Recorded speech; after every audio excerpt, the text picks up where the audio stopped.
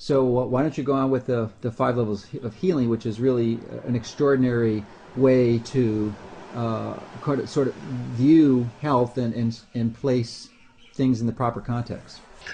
This originated really in my. I lived for several years in India and worked also as a medical doctor in India in a sort of very spiritual environment. And I came in contact with the five levels of healing through a lecture by an old yogi who presented the five levels of healing as a healing model that was developed 12,000 years ago in the Himalayas, in the mountains, and has really been the guiding influence for Tibetan medicine, for traditional Chinese medicine, and for Ayurvedic medicine. And the model simply says that we are not just a physical body, but that we are surrounded and penetrated by four other invisible bodies. And after listening to the lecture, it sort of fermented in me for several years. And here's what I made out of it. And I do believe this is very close to the truth. So the first level that we're looking at, of course, is the physical body. This is sort of the summation of our structure, of the biochemistry. It is what we can perceive with our five senses. Now, we know that the physical body generates several phenomena that can only be explained with physics that are not visible to our eyes. For example, gravitation.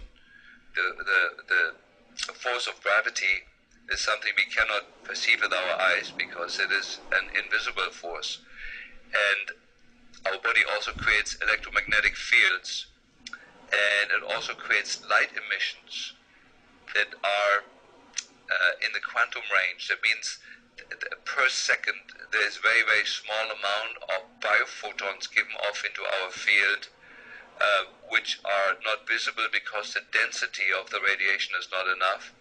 But these biophotons, as you will hear later in my little discourse, are extremely important in our abilities to sustain health. And I will get into that. And so the second level, the second body that we are surrounded by, I call the energy body. This is simply the playing out of the forces of physics. And there's only four forces. There is the electromagnetic force, there's gravity, and there's the strong force and the weak force. And all of these create a field around us which has high levels of sophistication, and it is part of what regulates our physical body. And I'll get into that in a moment. I just want to give sort of the overview.